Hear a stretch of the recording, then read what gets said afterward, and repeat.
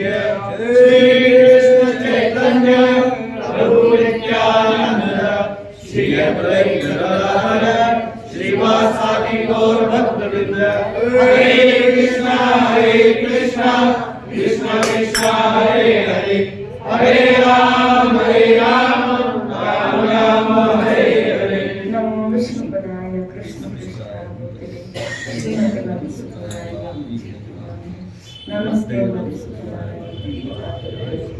दुर्लभ कृष्ण भक्ति हरे कृष्णा कृष्णा कृष्णा हरे हरे हरे राम नारायणं नमस्कृत्य नरं चैव नरोत्तमं देवीं सरस्वती व्यासं ततो जयन्ति। अगर यहाँ बैठने वाले को थोड़ी ठंड को लगे तो इधर यहाँ पे ये गेट भी बंद करो, ये गेट बंद करो ताकि एक गेट से सब आना जाना। मुझे ऐसा लग रहा है यहाँ से हवा आ रही है सब।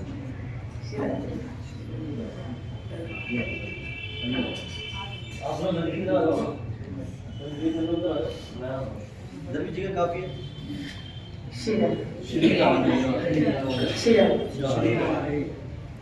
हरे कृष्णा कृष्णा कृष्णा हरे हरे हरे राम राम हरे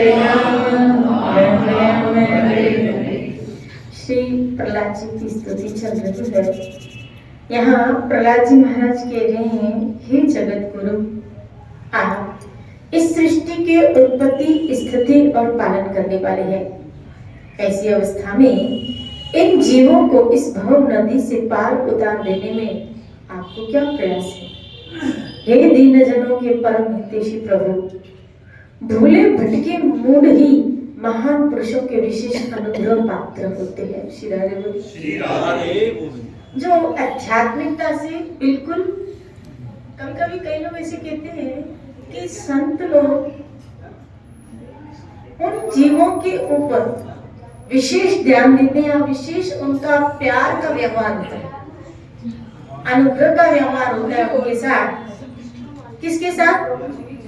जो ईश्वर भावना से बिल्कुल विमुख है और जिनके लिए उनको एक ढांढस होता है कि ये सत्संग के द्वारा या प्रवचनों के द्वारा अपनी आध्यात्मिकता की उन्नति में आगे बढ़ रहे हैं, तो वो उनके ऊपर सत्संग के माध्यम के द्वारा दृष्टिपात करते हैं, लेकिन उन जीवों के ऊपर प्रेम सा व्यवहार बर्ताव करते हैं जो ईश्वर से बिल्कुल विमुख है। क्योंकि उनको पता है कि ये लोग सत्संग में तो आते नहीं, तो इनका परिवर्तन कैसे होगा, इनमें चेंजेस कहाँ से आए? श्री राधे बोले। तो उन लोगों के साथ, तो कभी कभी जो सत्संग में आते हैं ना, तो उनको ऐसा लगता है इनके साथ तो प्रेम से बात करते हैं, सत्संग में आते भी नहीं, सेवा करते नहीं, इनसे तो प्रेम से बात करते हैं, और हम सेवा भी करते हैं और उनके सत्संग में भी आते हैं तो हमें हमारे साथ बात भी नहीं करते। श्री राधे। क्यों? क्योंकि आपके प्रति उनका एक भरोसा है कि आध्यात्मिकता में बढ़ रहे हैं। जो आपका ये नित्य प्रति नियम है सत्संग का, यही बहुत काफी है आपको आध्यात्मिक जीवन में आगे बढ़ाने के लिए। ये नित्य प्रति सत्संग का जो सेवन है और जो विनम्रता से और बड़ी दृढ़ता से इसका सेवन करते, वो जरूर आगे आध्यात्मिकता में, क्योंकि पहले तो दृढ़ता चाहिए, पहले नियम चाहिए। वो दृढ़ता और नियम आपको कहीं ना कहीं उच्च स्थिति तक पहुंचाता है। तो अभी आप लोग क्या दृढ़ हो गए। मैं आज ही इसको ये कह रही थी कि मुझे ऐसा लगता है कि 2-3 दिन या तो मुझे छुट्टी करनी चाहिए सत्संग से, इन लोगों को कहीं ऐसा हो ये लोग बीमार पड़ जाए या इनको ये है दिमाग में बैठ गया कि। फिर मैंने इसे सोचा, मेरे दिमाग में आया, इसने कहा कि आप छुट्टी तो करोगे लेकिन जिनका नियम है वो तो आएंगे। तो मैंने कहा जो नियम है आएंगे, तो मैंने कहा जो ये नियम है आएंगे तो फिर नुकसान क्यों करे, जब वहां ना होगा वो और जिनको नहीं आना होगा वो श्री राधे बोल। वैसे भी कश्मीर वगैरह जाते हैं घूमने के पैसे खर्च करके, यहाँ तो कश्मीर बना तो कश्मीर और शिमला यहीं पे ही आ गए। मुझे कई लोग अगली बार अगले ये 2023 में कई बच्चे ऐसे कह रहे थे कि हमें शिमला लेके चलो, शिमला लेके चलो, जो टीनेजर थे सब जिद कर थे। तो मैंने कहा मैंने नहीं लेके भी भगवान इधर ही शिमला लेके आए। बोलो ना श्री राधे गोविंद। नियम। तो अगर आप नियम से सत्संग का सेवन कर रहे हैं तो प्रगति तो आपकी सहजता में हो जाएगी, सहजता में हो जाएगी, सहजता। लेकिन नियम से इसका सेवन करें। क्योंकि मैंने एक बार कहा था, आपको याद है, ये हमारा एक पैकेज है, पैकेज कि कीर्तन भी हो जाता है, दर्शन भी हो जाता है, भागवत के श्लोक भी हो जाते हैं, दर्शन कीर्तन, यहाँ बैठने का सौभाग्य, वैष्णव के दर्शन, यानी एक पैकेज है जिस पैकेज में आध्यात्मिकता के सारे सूत्र सब इसमें इन्वॉल्व है, सब मिल जाता है। कई भजन करने वालों के दर्शन, ठाकुर गोविंद और महाप्रभु चैतन्य के दर्शन, संतों का संग, ये सब मिल जाता है। एक पंथ 100 काज। श्री राधे बोल। गरम गरम खिचड़ी का प्रसाद श्री राधे बोल। घर में कौन जाके पकाए श्री राधे बोल। यही खा पी के नाश्ता हो जाता है हमारा। महान पुरुषों की विशेष अनुग्रह प्राप्त होते हैं वो लोग, हमें उसकी कोई आवश्यकता नहीं है, क्योंकि हम आपके प्रिय जनों की सेवा में लगे रहते हैं। श्री राधे। वो लोग महापुरुषों के अनुग्रह पात्र हैं जो भूले भटके, जो आध्यात्मिकता में प्रविष्ट नहीं है या जो सत्संग भजन में इन्वॉल्व नहीं है। लेकिन प्रहलाद महाराज कह रहे हैं हम तो आपके प्रिय जनों की सेवा में लगे हुए हैं, इसीलिए पार जाने की हमें कभी चिंता नहीं होती। हे परमात्मा, इस भव वैतरणी से पार उतरना दूसरे लोगों के लिए अवश्य ही कठिन है, परंतु मुझे इससे तनिक भी भय नहीं है। श्री राधे। मुझे डर नहीं लग रहा है। याद रखना, आध्यात्मिक जीवन में जब आपके अंदर से भय खत्म हो जाए, डर खत्म हो जाए, किसी भी प्रकार डर खत्म हो जाए, तब समझ लेना भजन का कुछ असर हुआ है। श्री राधे। जब भय खत्म हो जाए, डर खत्म हो जाए, मौत का भय और बहुत सारी क्रियाओं का भय। जैसे कई लोग मुझे कहते हैं, क्या हमें तो इस सोच के भी क्या लगता है, डर लगता है। यमदूतों का जब बात आता है तो डर लगता है। लेकिन समस्त भयों से अगर मुक्त कर सकता है वो है भगवान की शरणागति और भगवान का नाम। भय नाशनम दुर्मत हरण कली में हरि को नाम, निस दिन नानक जो जपे सफल होए सब। मेरा चित्त इस वैतरणी में नहीं, आपकी उन लीलाओं के गान में मग्न रहता है। श्री राधे। यहाँ डर किसको लगा लेता है? जिसने पाप किया। अब वैतरणी का डर किसको होगा या नरक का डर किसको होगा? जिसने पाप किया। पाप करने वाला व्यक्ति हमेशा डरा हुआ रहता है, क्योंकि पाप हमेशा भय में रखता है। अगर आप भयभीत हो रहे हैं तो समझ लीजिएगा कहीं ना कहीं मेरा जीवन निष्पाप नहीं है, पाप युक्त है, इसीलिए मुझे भय लग रहा है। श्री राधे बोलिए। यहाँ प्रहलाद कह रहे मुझे तनिक भी भय नहीं है। और जो लोग भगवान की लीलाओं की गान में रहते हैं वो तो वैतरणी में कैसे गिर सकते हैं, वो यमदूतों के पास में कैसे आ सकते हैं? क्योंकि ये भगवान का स्वयं एक वचन है, क्या कि वो लोग मेरे सुदर्शन चक्र के द्वारा सुरक्षित रहते हैं जो मेरे नाम का गान करते रहते हैं, जो भगवान नाम का गान करते रहते हैं, जो भगवान। याद रखना, मुख से अगर भगवान का नाम है और जीवन पाप युक्त है तो ये मत सोचना कि फिर आपके अंदर से भय निकल जाएगा। एक तो पाप मुक्त जीवन हो और मुख में भगवान का नाम हो, दोनों चीजें साथ में चलनी चाहिए। पाप मुक्त जीवन हो, हाँ ये जरूर है क्या कि नाम आपको समस्त पापों से मुक्त कर देगा, लेकिन उस नाम का आश्रय अगर हम ले लेते हैं और फिर संकल्पबद्ध हो जाते हैं कि प्रभु आइंदा से हमारे जीवन में कोई ऐसे पाप नहीं होंगे, और फिर वो नाम आपको पाप से मुक्त कर देगा, और पाप से मुक्त होने के पश्चात ही व्यक्ति निर्भीक होता है। भय का नाश करता है भगवान का नाम। और ये कब होता है? जब इंसान पाप से पूर्णतः मुक्त हो जाता है। और निष्पाप जीवन इंसान को विवेक पे एक पर कोई बोझ, अगर आपके जीवन में भजन है, अगर आपके जीवन में सत्कर्म है, अगर आपका जीवन पाप मुक्त है, तो डरने की कोई आवश्यकता नहीं, कहीं भय नहीं लगता। क्यों? क्योंकि पता है मरने के बाद कहाँ जाना है। मरना है इस बात का भी पता है, और मरने के बाद कहाँ जाना है इसका भी पता। मरने के बाद कहाँ जाना है उसका भी हमको पता है।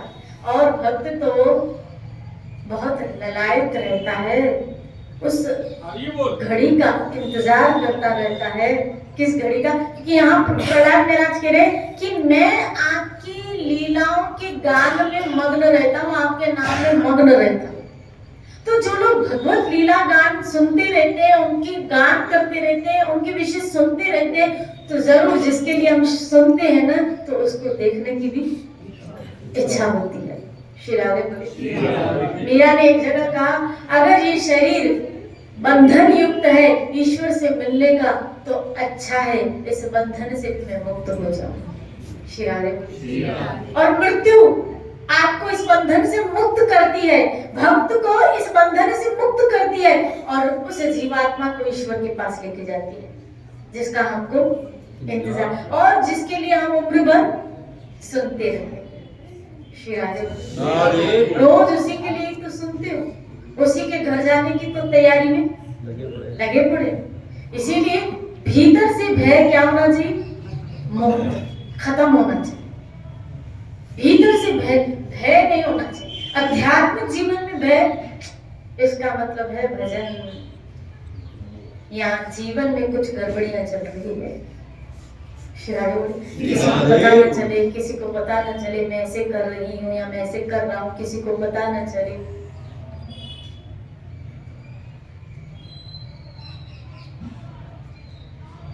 लेकिन आपके अंदर बैठा है उसको तो सब, इसको सब पता है। और संतों ने तो कहा है, जिस दिन जीव को ये ज्ञान हो जाएगा कि जो अंदर बैठा है वो सब देख रहा है, तो व्यक्ति पापी ही नहीं करेगा। मेरा चित्त आपकी लीलाओं में के गान में मग्न रहता है, जो स्वर्गीय अमृत को भी तिरस्कृत करने वाली परमात्मा स्वरूप है। मैं उन मूढ़ प्राणियों के लिए शोक कर रहा हूँ।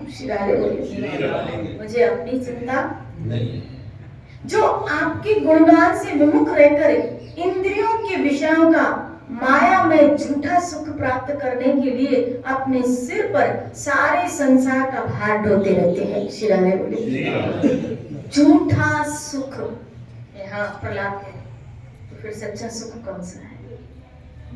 शिराने बोले झूठा सुख। 31 तारीख को कई झूठे सुख में घूमे होंगे। शिराने बोले झूठा सुख, झूठा मतलब जो सत्य नहीं है। उमा कहूँ मैं अनुभव अपना, सत्य हरि भजन जगत सब सपना। शिराने झूठा सुख, क्योंकि जो ये जगत है वो ही असत्यमय, वो ही विनाश वाला है। इसलिए यहाँ जो भी सुख मिलेगा वो भी झूठा मिलेगा। यहाँ जो कुछ भी मिलेगा लगता है सुख जैसा, लेकिन जो भी मिलेगा, क्योंकि ये जगत ही खुद में ही एक असत्य है, अशाश्वतम है, विनाशशील है, जो खत्म होने वाला है। इसलिए यहाँ जो चीज मिलेगी वो खत्म होने वाली होगी। अमर तो मेरे गोविंद का, अमर तो उनकी सेवा है, अमर तो उनकी कथा है। इसीलिए आपने सुना होगा अमर कथा। शिरारे अगर उस अमर कथा का हम आश्रय लेते हैं तो हम भी अमर होते जाते हैं। आप देखो कामभूषण जी आज भी अमर है।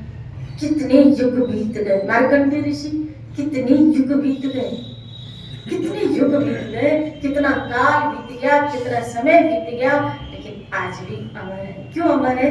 क्योंकि काकभूषुंडी आज तक प्रभु श्री हरि की कथा का गान करते थे, राम कथा का गान करते रहते, हरि कथा का, हरि लीलाओं का, यानी हरि लीलाओं का गान, उसका गुणगान। इसलिए मैं कहती हूँ, अगर मान लो उनकी गुणों का पता नहीं है, नहीं कर सकते हो, तो नाम का तो पता है, नाम का तो गान कर सकते हो। हरे कृष्ण कृष्ण कृष्ण हरे हरे, नाम का गान करना मतलब मुख से उनके नाम का उच्चारण करना, उच्च स्वर से भगवान नामों का उच्चारण करना, कीर्तन करना, गान करना। श्री राधे बोले, ये तो हम कर सकते हैं, इसमें कौन सा खर्चा है? श्री राधे बोले। चलो भगवान के गुणों का पता नहीं, हालांकि अगाध है मेरे ठाकुर के गुण। कभी भक्ति रसामृत सिंधु पढ़ो तो ठाकुर जी के गुणों का गान किया गया है, उनके गुणों का गान किया गया है। रूप गोस्वामी ने गोविंद के गुणों का गान किया है कि ठाकुर के क्या क्या क्वालिटीज है। वाह, और कुछ नहीं, जो आपके साथ कुछ अनुभूतियां हुई है उसका ही गान किया करो। वाह प्रभु, वाह आपने मेरे लिए, कौन इतना कौन करता है किसी को जितना तुमने किया है। कैसे? मेरी हर खुशी का इंतजार किया, मेरी हर खुशी का इंतजार, तो क्या जरा सा मैंने तेरा शिरारे।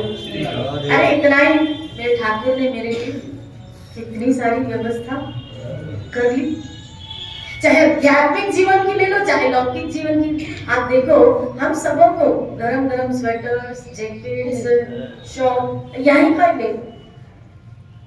आप में से कई ऐसे लोग होंगे घरों में हीटर भी होंगे। ये कुत्ता आप देखो, ये पशु बंदर आप देखो, इनको भी ठंड लगती है हमारी तरह।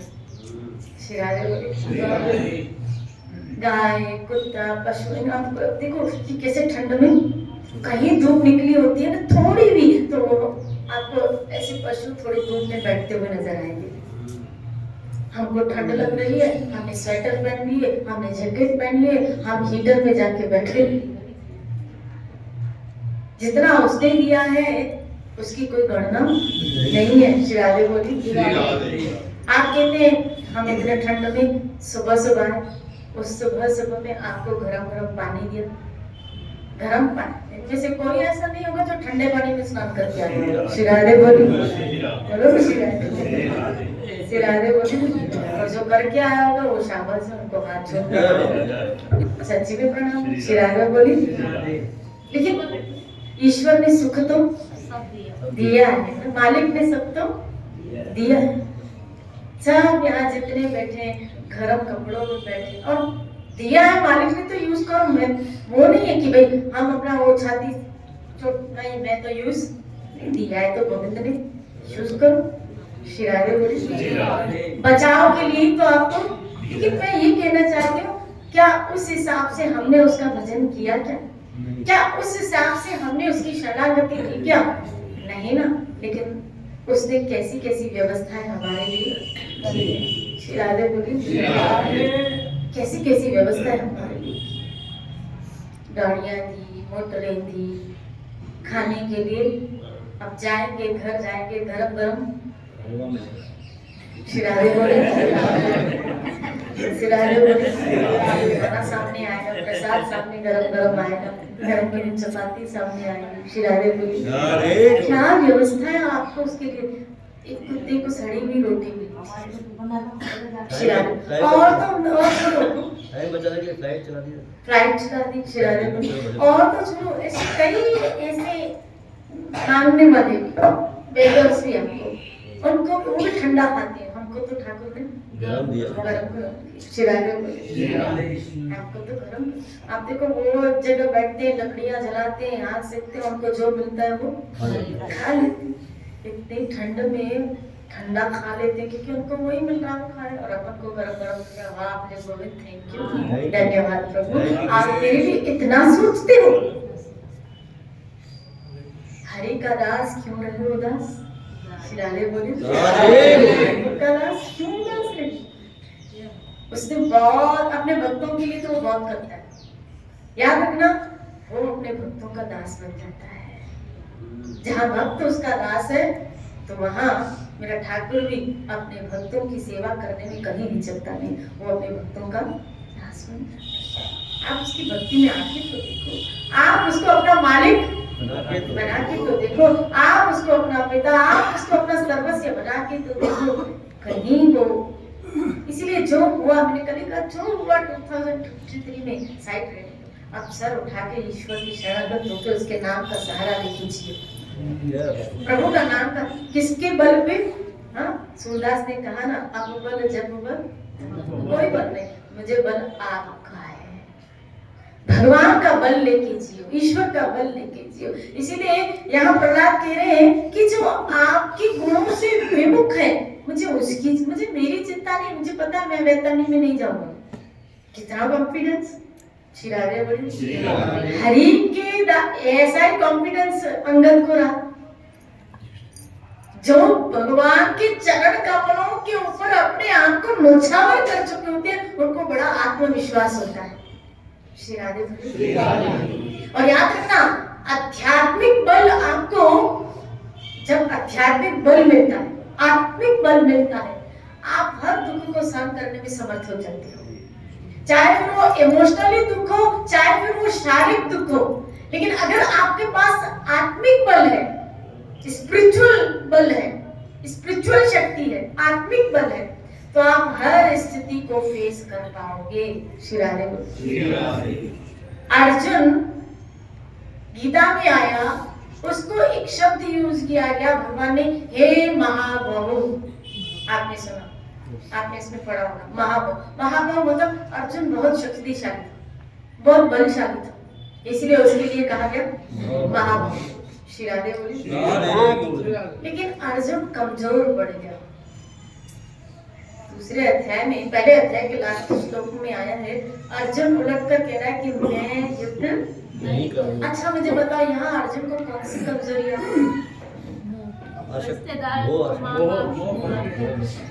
मोह का संबंध इससे, इमोशंस। श्री राधे बोले। इसका मतलब है अर्जुन इमोशनली बहुत कमजोर हो गया। समझना, अर्जुन इमोशनली बहुत कमजोर हो गया, इमोशनली बहुत, हालांकि शारीरिक बल है। और जब आप इमोशनली कमजोर होते हो, समझ लेना आपका आत्मिक बल, आपका स्पिरिचुअलिटी, आपकी आध्यात्मिकता बड़ी वीक है, बड़ी कमजोर है, इसलिए आप इमोशनली बहुत कमजोर हो गए। इमोशनली व्यक्ति कमजोर तभी होता है जब वो आध्यात्मिकता में कमजोर होता है।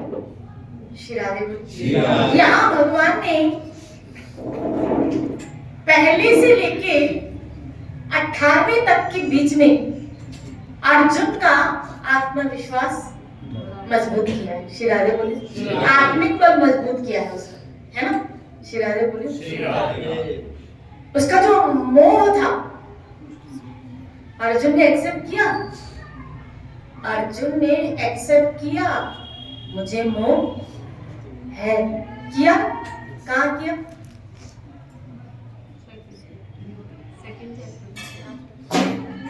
अठारहवें अध्याय।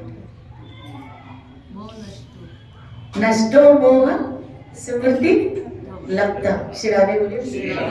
मेरा मोह नष्ट हो गया, मतलब था, तभी वो एक्सेप्ट कर रहा है। लेकिन नष्ट हुआ कब?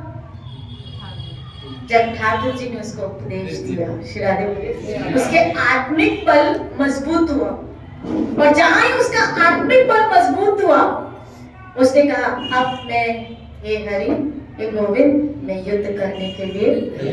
जहां उसकी आध्यात्मिकता मजबूत हो गई, आत्मिक बल मजबूत हुआ, उसने कहा मेरा मोह भंग हुआ, मुझे खोई भी स्मृति वापस मिल गई, अब मैं युद्ध करने के लिए बिल्कुल तैयार हूं। और जहां वो युद्ध करने के लिए तैयार हो गया, संजय ने कह दिया क्या? यत्र योगेश्वर कृष्ण यत्र पारस धनुर्धर तत्र श्री विजय नीतिर मतिर ध्रुव उतिर। श्री राधे बोली। जहां योगेश्वर श्री, जहां धनुर्धर अर्जुन है, वहां विजय निश्चित रूप से है। क्यों बाद में कहा ऐसा? इसीलिए क्योंकि वो युद्ध करने के लिए तैयार हो गया था। जहां वो युद्ध करने के लिए तैयार हुआ, वहां संजय को कहना पड़ा जीत होगी पक्का। इससे पहले नहीं कहा, ये श्लोक इससे पहले आया नहीं। श्री राधे बोले। इसी तरह हम और आप भी आध्यात्मिक जीवन के खिलाड़ी। हमारा संघर्ष कहाँ है? आध्यात्मिक जीवन किसके साथ? मन के साथ। हम सबका जो युद्ध चल रहा है वो किसके साथ चल रहा है? मन के साथ। मन कभी कहता है करो, मन कभी कहता है मत करो। मन कभी कहता है सुबह उठो, सोचा सोचा सोचा। श्री राधे बोले हमारा युद्ध अपने मन के साथ है। श्री राधे बोले इसमें कौन आया होगा? लगता है माँ भी नहीं आई। फिर फोन कर देते हैं, आई थी माँ? बोला हाँ आई थी। बोला अरे मैं क्यों नहीं गई थी? श्री राधे बोले बोलो ना श्री राधे। जिस दिन हम नहीं आते समझ लेना मन ने हमको हरा दिया। आज मुझे मन ने हरा दिया। श्री राधे बोले हमारा आध्यात्मिक जीवन में युद्ध किसके साथ है? अपने मन के साथ। देखना रोज सुबह होगी और रोज सुबह आपको मन कहेगा बोलो ना श्री राधे। जैसे एक व्यक्ति मुझे कहने लगा कि मैं सुबह कैसे उठता हूँ? मैंने कहा कैसे उठते हो? बोला जब सुबह होती है ना 6 साढ़े 6 बजते हैं तो मेरा कंबल से निकलने को मन बिल्कुल नहीं करता। तो बोला मैं अपनी मम्मी को कह देता हूँ या कि पहले गीजर चालू करो। श्री राधे बोली तो वो गीजर फिर वहां से चलाना 15 मिनट के बाद पानी गर्म हो गया। पानी मैंने कहा नल चालू कर तब तक। श्री राधे बोली बोलो ना श्री राधे। पार्टी अब जब पार्टी में बढ़ जाती हूँ कहती है अब तो उठ। मैंने कहा थोड़ी देर खाली। तब बोले वो मेरा कंबल। मैंने कहा मैं कहता हूँ क्या उसको? मैं ऐसे कहता हूँ खाली हीटर चालू कर। श्री राधे बोली बोलो श्री राधे। और जब वो हीटर चालू कर देती है तब मैं नहा के फिर आता हूँ और फिर हीटर के सामने बैठ जाता हूँ और फिर कंबल लेके फिर जब तक फिर माँ चिल्लाना। श्री राधे बोली यानी कितना संघर्ष करना पड़ता है अपने आप को, क्योंकि गर्मी में तो आपको नींद ही नहीं आती, लेकिन ठंड में कंबल से निकलने की इच्छा ही नहीं होती। क्योंकि गर्मी में क्या होता है कि एसी के बिल का टेंशन रहता है तो वो हम रूम ठंडा करके घड़ी घड़ी बंद चालू करते तो टेंशन रहता है बिल तो हमको ही भरना। श्री राधे बोली बोलो ना श्री राधे। अब ठंड में तो बाहर से एसी चल रही है, उठाओ कंबल सो जाओ। श्री राधे भगवान की तरफ से एसी चालू ना, देखो कितनी मस्त एसी है, आपकी एसी भी फेल। श्री राधे गोविंद सब हमको एंजॉय करवाता है। इसलिए हमारा संघर्ष किसके साथ है? अपने हमारा युद्ध अपने मन के साथ है। रोज आपको आपका मन रोकेगा। शाबाश। तो फिर इस बच्चे को मोहना मंडी से और वो भी शिरारे बोले कभी बाइक कभी कितना दूर से आते, कितना दूर से आते, कितना दूर से। मैं तो सुबह जब नहीं होती ना मैं इसको याद करती हूँ, संजय आया ये आ सकता है तो तू नहीं जा सकती यहाँ से। शिरारे बोलो ना शिरारे बोलो ना शिरारे। अपने साथ एक संघर्ष होगा, रोज अपने साथ एक संघर्ष, और हमें जीतना है। किसको आगे रख के? रोज ये सोच रहे मुझे कृष्ण के लिए जाना है, मुझे कृष्ण के साथ निभाना है। इसलिए कृष्ण के साथ निभाइए और अपने जीवन को जय जय